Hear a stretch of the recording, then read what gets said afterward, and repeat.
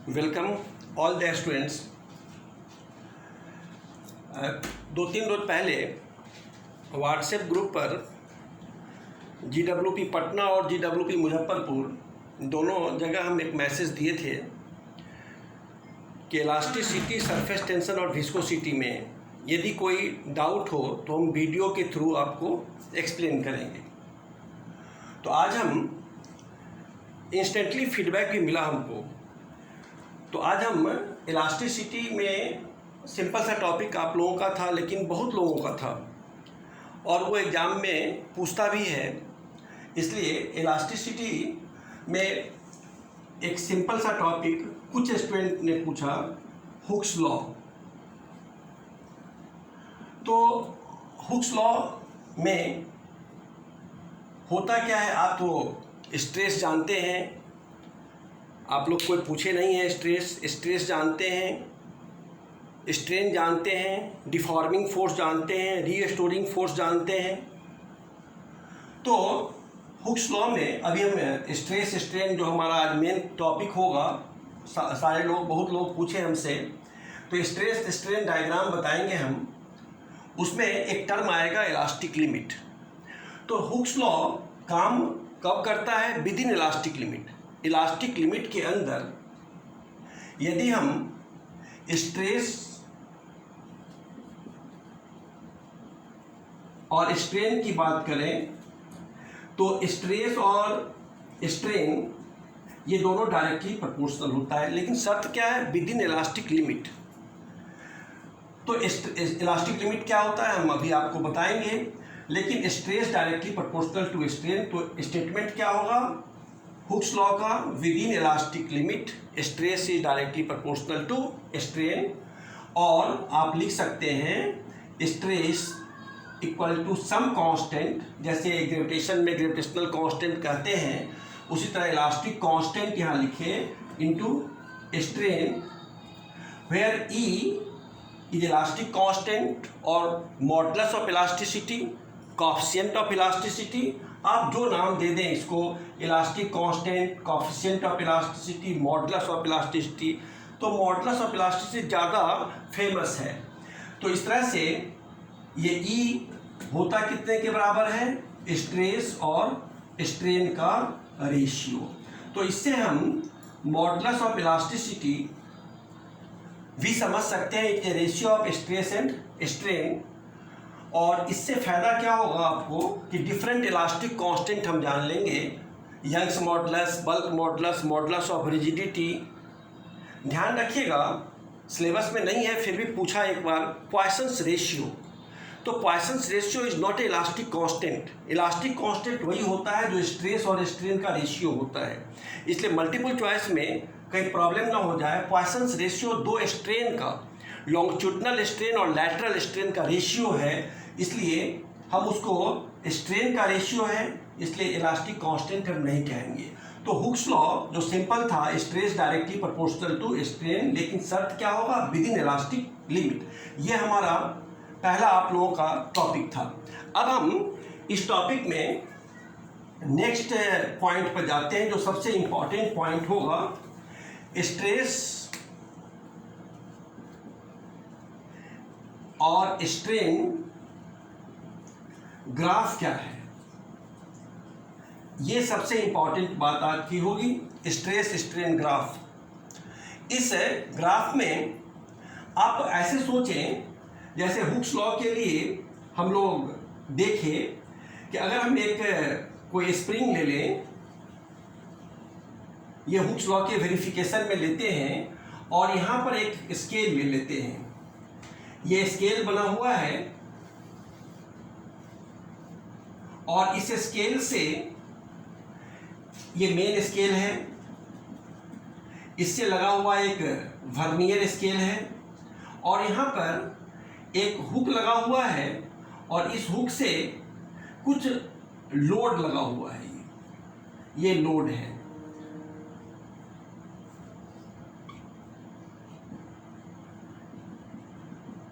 अब इस स्प्रिंग से जो लोड लगा हुआ है, तो हम लोग देखेंगे इसमें जैसे जैसे हम लोड दे रहे हैं इलॉन्गेशन हो रहा है, तो मेन स्केल और वर्नियर स्केल की सहायता से हम इलॉन्गेशन को नोट कर सकते हैं। और तो हर एक लोड के लिए इलॉन्गेशन हम निकाल सकते हैं। इलॉन्गेशन स्ट्रेन से रिलेटेड होगा, change in shape divided by original shape, तो और लोड से स्ट्रेस को मतलब होगा। तो हम हर एक लोड के लिए क्या उस लोड के कॉरस्पॉन्डिंग क्या इलॉन्गेशन हो रहा है हम नोट कर सकते हैं। इस तरह से स्ट्रेस और स्ट्रेन डायग्राम में आप ध्यान से, थोड़ा बड़ा डायग्राम बना रहे हैं, तो इस डायग्राम में आप देखेंगे एक्स एक्सिस और वाई एक्सिस है, ओरिजिन है। इस डायरेक्शन में हम स्ट्रेस प्लॉट करेंगे, वाई डायरेक्शन में स्ट्रेस न्यूटन पर मीटर स्क्वायर में होगा, और ये स्ट्रेन है, और स्ट्रेन का कोई यूनिट नहीं होता है, पता ही है आपको। अब हम लोग जब हम लोड डालें, मतलब डिफॉर्मिंग फोर्स लगाए, जब डिफॉर्मिंग फोर्स लगाते हैं तो इलॉन्गेशन होगा, स्ट्रेन होगा। तो स्ट्रेस कॉरस्पॉन्डिंग स्ट्रेन हम देखेंगे। और देखिए सबसे इंपॉर्टेंट बात, स्टेप वाइज आप देखेंगे, हम ड्रॉ किए। आप एक बात ध्यान देंगे कि जिस रेशियो में स्ट्रेस हम डाल रहे हैं उसी रेशियो में स्ट्रेन भी मिल रहा है। मतलब एक स्ट्रेट लाइन आया, और ये स्ट्रेट लाइन सपोज कीजिए कि हम ओ से इस पॉइंट तक आए, मतलब क्या हुआ, जब हम लोड डाले तो डिफॉर्मेशन हुआ, एक्सटेंशन हुआ, तो बॉडी डिफॉर्म किया, और बॉडी डिफॉर्म किया। अब हम इस लोड को, इस स्ट्रेस को विड्रॉ कर लेते हैं। जब विड्रॉ करेंगे तो फिर हम इस ओरिजिनल शेप पर, ओ मीन्स यहाँ पर स्ट्रेन जीरो हो गया, स्ट्रेस भी जीरो है, तो ओरिजिनल शेप को ऑब्टेन कर लेंगे। बताइए कि जब हम इस लाइन पर यहाँ से यहाँ तक जा रहे हैं, स्ट्रेस बढ़ा रहे हैं, कॉरस्पॉन्डिंग स्ट्रेन भी बढ़ता जा रहा है, उसी रेशियो में डिफॉर्मेशन हो रहा है, लेकिन जैसे ही हम स्ट्रेस को हटा रहे हैं तो स्ट्रेन भी घटता जा रहा है। और सेम उसी स्ट्रेट लाइन से ग्राफिकली आप समझिए, इस पॉइंट से आए फिर लौट कर हम आ गए। क्या मतलब हुआ, यदि हम कहें कि ओ से हम इस पॉइंट तक आए, ए तक आए, फिर ए से हम उसी रास्ते ओ तक गए, तो बताइए कि कोई वर्क डन हुआ क्या? नहीं। क्या बॉडी की energy, work is a form of energy, तो क्या बॉडी अपना एनर्जी कोई लॉस किया? नहीं। ये डिफॉर्मेशन जो हुआ, इस डिफॉर्मेशन के कारण जो एनर्जी लूज कर रहा था वो फिर एनर्जी गेन कर लिया, और there is no any work done.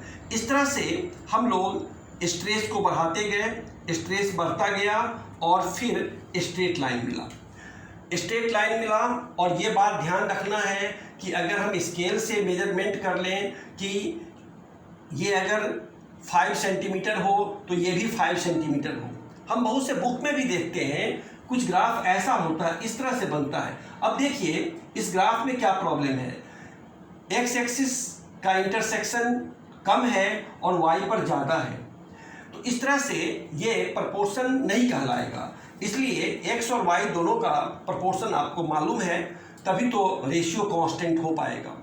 तो ये स्ट्रेट लाइन आया, और इस स्ट्रेट लाइन में हम पी पॉइंट लिखे। देखिए अपर लिमिट है, ये पी पॉइंट हुआ। इस पी पॉइंट में स्ट्रेस और स्ट्रेन दोनों डायरेक्टली प्रोपोर्शनल है। क्यों प्रोपोर्शनल है? क्योंकि यदि हम पी पॉइंट स्ट्रेट लाइन होने से रेशियो कांस्टेंट है, और इस पॉइंट तक अगर आप बॉडी को इतना स्ट्रेस डालें और इस स्ट्रेस को हटा लिए, तो फिर उसी रास्ते हम लौट कर आएंगे। So there is no any work done, O to P and again retrace their own path, so there is no any work done. ये प्रोपोर्शनल लिमिट कहलाएगा। पी का नाम क्या होगा? Proportional limit. अब हम स्ट्रेस को बढ़ाते हैं, ध्यान देना है अब यहाँ से हम स्ट्रेस को बढ़ाते हैं, आप ध्यान दीजिएगा। तो स्ट्रेस जिस रेशियो में स्ट्रेस को बढ़ाए उस रेशियो में स्ट्रेन नहीं बढ़ा और ये कर्व लाइन आया।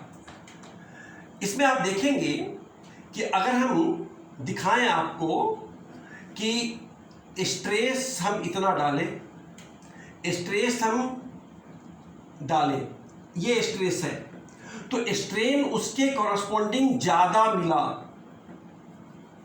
ये ज़्यादा मिला। तो स्ट्रेस कम डाले, स्ट्रेन ज़्यादा मिला और ये कर्व लाइन आया, ये कर्व लाइन आ गया। लेकिन इस कर्व लाइन को हम, इस पॉइंट को ई कहें और इसका नाम क्या हुआ, इलास्टिक लिमिट। क्योंकि ये प्रोपोर्शनल नहीं है, फिर भी यदि हम P से E तक जाएं और फिर हम E से स्ट्रेस को विड्रॉ कर लें तो फिर हम लौट कर ओरिजिनल पॉइंट पर आ जाएंगे। मतलब अगर हम स्ट्रेस को जीरो कर दें तो स्ट्रेन जीरो हो जाएगा। ये प्रोपोर्शनल लिमिट के आगे इस पॉइंट को हम इलास्टिक लिमिट कहें। अभी जो आप हुक्स लॉ में देखें इलास्टिक लिमिट, उस इलास्टिक लिमिट का मतलब क्या हुआ कि अब बॉडी इलास्टिक बिहेवियर में इसके बाद नहीं रह पाएगा, अब प्लास्टिक बिहेवियर में चला जाएगा। तो यदि हम डिफॉर्मेशन करें और उस डिफॉर्मिंग फोर्स को हटा लें तो बॉडी अपने ओरिजिनल शेप में आ जाए, उस अपर लिमिट को इलास्टिक लिमिट कहेंगे। तो इस तरह से हम कर्व बनाए तो कर्व पर ध्यान देना है कि ये कर्व में स्ट्रेस कम दिए, उसके कॉरस्पॉन्डिंग ज़्यादा स्ट्रेन दिए, इलास्टिक लिमिट कहलाया। ये कर्व लाइन है। अब इलास्टिक लिमिट के बाद यदि हम पॉइंट अब बढ़ाते हैं, अब यदि हम स्ट्रेस को बढ़ाते हैं, इस पॉइंट के बाद स्ट्रेस बढ़ाए, ध्यान देना है इसको नीचे कभी स्ट्रेस को कम नहीं कीजिएगा। ये ऊपर गया, ये इस पॉइंट के बाद एक पॉइंट ए मिला, स्ट्रेस बढ़ाए, हम स्ट्रेस बढ़ाए, स्ट्रेन भी बढ़ा। अब हम चाहते हैं उस स्ट्रेस को ई के बाद जो स्ट्रेस दिए हैं उस स्ट्रेस को विड्रॉ कर लें।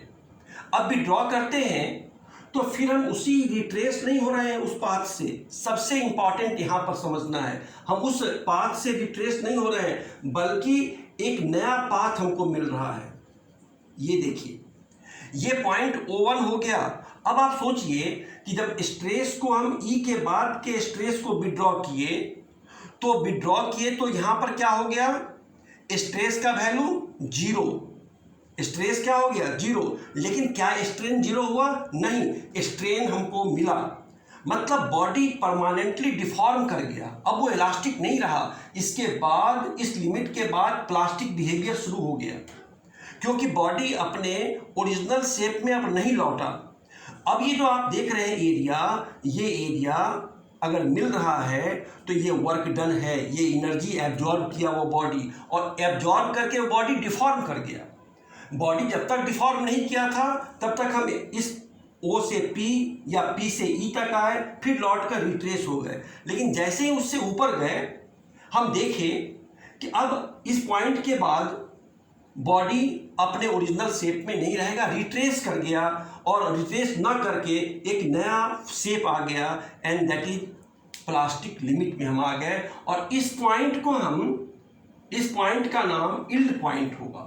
ए का एक P पॉइंट हुआ, P के बाद E पॉइंट, E को कहते हैं इलास्टिक लिमिट,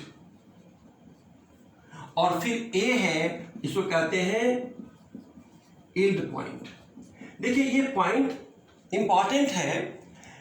इसके बाद क्या होगा, इस पॉइंट के बाद आप देखेंगे कि बॉडी में यदि स्ट्रेस हम दिए, अब यहाँ से आप दो बात समझेंगे।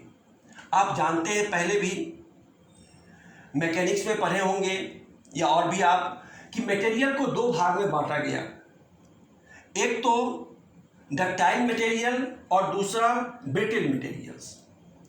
तो इस पॉइंट के बाद यदि हम फिर स्ट्रेस को बढ़ाते हैं nearly tends to zero stress बढ़ाते हैं। हम इस पॉइंट को अब आप दिखा रहे हैं एक जिग जैग इस तरह से फॉर्म में दिखा रहे हैं। ये देखिए लगभग स्ट्रेन के पैरेलल है, मतलब नियरली स्ट्रेस को हम नहीं बढ़ाए। अब ये फ्लो किया, हम कहेंगे इसको कि body tends to flow, body starts to flow. जैसे लिक्विड का फ्लो होता है उसी तरह से कम stress tends to zero stress के इंक्रीज करने से स्ट्रेन काफ़ी ज़्यादा हुआ, तो कहेंगे ये फ्लो करने लगा, मटेरियल फ्लो करने लगा, मटेरियल का इलॉन्गेशन काफ़ी ज़्यादा हुआ एज कंपेयर टू स्ट्रेस। तो जब ये पॉइंट आ जाएगा यील्ड पॉइंट के बाद, फिर ये पॉइंट आया। अब इस पॉइंट के बाद आप देखेंगे ये proportional limit, elastic limit, proportional limit, elastic limit और यील्ड पॉइंट हुआ। एक पॉइंट फिर बी आया। अब इस बी पर जब ये फ्लो करने लगा और एक ऐसा टाइम आया जिस टाइम में अब बॉडी काफ़ी वीक हो गया, थिन हो गया। अगर वायर की बात करें, अब हम अगर लोड देते हैं, इसके बाद लोड दिए हम, ये लोड देते हैं इस पॉइंट पर, ये सी पॉइंट है, लोड दिए हम, स्ट्रेस दिए। अब ये आप नाम सुने होंगे tensile stress, breaking stress, fracture stress हुआ। ये टेंसाइल स्ट्रेस कहेंगे, ब्रेकिंग स्ट्रेस कहेंगे। तो एक पॉइंट आ गया ये, और इस पॉइंट पर ब्रेकिंग पॉइंट नहीं है, ये ब्रेकिंग स्ट्रेस में ब्रेकिंग स्ट्रेस कहेंगे इसको। तो इस तरह से अब वो ब्रेक करने ही वाला है, लेकिन जैसे ही इससे आप देते हैं ये बॉडी अब ब्रेक कर जाएगा। अब ये ई ब्रेकिंग पॉइंट कहलाएगा, ये डी कह दीजिए, इसको ब्रेकिंग पॉइंट कहेंगे, फ्रैक्चर पॉइंट कहेंगे। तो ये ग्राफ आप ध्यान से देखेंगे, O2P बिल्कुल स्ट्रेट लाइन, स्ट्रेस और स्ट्रेन बीचों बीच है। एंगल अगर आप इस समय कहेंगे तो 45 डिग्री एंगल होना चाहिए, ध्यान देना है 45 डिग्री एंगल। तो तभी तो इसका रेशियो 10, अगर 45 1 है तो स्ट्रेस और स्ट्रेन रेशियो सेम होगा। पी पॉइंट, पी के बाद ई आया और ई के बाद ए आया, मतलब proportional limit, elastic limit, yield point. अब मटेरियल फ्लो करने लगा, बी पॉइंट, फिर ब्रेकिंग पॉइंट आया और फिर ब्रेकिंग, ये पॉइंट आया, ब्रेकिंग स्ट्रेस है, जस्ट अबाउट टू ब्रेक है, और फिर ब्रेकिंग पॉइंट आ जाएगा, फ्रैक्चर पॉइंट आ जाएगा। ये स्ट्रेस स्ट्रेन डायग्राम है, स्ट्रेस स्ट्रेन कर्व है। और फिर आप देखेंगे कि स्ट्रेस स्ट्रेन कर्व में जैसे ही हम मटेरियल की बात करें, जैसे अगर इसी ग्राफ में कह दें कि ये हाई टेंशन स्टील का, ये अगर पूछे आपसे डक्टाइल मटेरियल है, कहते किसको है, इलास्टिक लिमिट के बाद plastic range breaking point far away हो, there is a large separation, widely separation from elastic limit, तो वह पॉइंट स्टील है, जैसे आप कह सकते हैं कॉपर है, सिल्वर है, एल्युमिनियम है। तो ये पूछा गया है हाई टेंशन स्टील का, एल्युमिनियम का, बताइए कैसा होगा, तो यही ग्राफ बना देना है। लेकिन अगर पूछे आपसे कास्ट आयरन का, कास्ट आयरन ये कैसा मटेरियल है, तो ब्रिटल मटेरियल है। मतलब क्या होगा कि आप जब इलास्टिक लिमिट के बाद आप वाइडली सेपरेटेड पॉइंट है ना, देयर इज लार्ज सेपरेशन, तब आता है बी, तब आता है सी, तब ये डी, लेकिन ऐसा नहीं होगा। और कास्ट आयरन में अगर आप प्लॉट करना चाहते हैं तो बस देखिए, कास्ट आयरन के लिए हम बता रहे हैं, ये समझ गए। कास्ट आयरन में क्या होगा, बस ये पी पॉइंट आया, ये ई पॉइंट आया, इलास्टिक लिमिट, और ई पॉइंट के बाद ये बस ब्रेक कर जाएगा, ब्रेकिंग पॉइंट आ गया। ये ब्रेकिंग पॉइंट है। अगर आप इसको जैसे उसमें ब्रेकिंग पॉइंट डी लिए हैं तो डी कर दिए, ब्रेकिंग पॉइंट आ गया। तो अब बताइए कि ये ब्रेकिंग पॉइंट, अभी उसमें क्या हुआ था कि फ्लो किया, फ्लो करने के बाद फिर लोड दिए, फिर ब्रेक किया। अब ये इलास्टिक लिमिट के ठीक बाद मटेरियल ब्रेक कर जाएगा, ये कास्ट आयरन का होगा। तो कास्ट आयरन के लिए केवल ये कर देंगे, कॉपर हो, हाई टेंशन स्टील हो, एल्युमिनियम हो, कॉपर हो, सिल्वर हो, इसके लिए इससे पहले वाले ग्राफ को बनाए। अब एक चीज़ और हम बताएं आपको जो इम्पॉर्टेंट है, जैसे आप रबर की बात करते हैं, रबर के लिए, रबर में हम क्या करते हैं ये बताइए कि रबर में अगर रबर का कोई वायर है उसको इलोंगेट करते हैं। याद रखना है ज़्यादा इलोंगेशन होगा, यदि ज़्यादा इलोंगेशन होगा तो वह कम इलास्टिक होगा, और अगर कम इलोंगेशन होगा ज़्यादा इलास्टिक होगा, क्योंकि steel is more elastic than rubber. तो आप रबर के केस में देखिए, रबर में क्या होगा, ये स्ट्रेस है, ये फिर स्ट्रेन है। रबर के केस में बता रहे हैं हम कि ये पॉइंट आया, ये जब हम इसको लोड बढ़ा रहे हैं, ये स्ट्रेस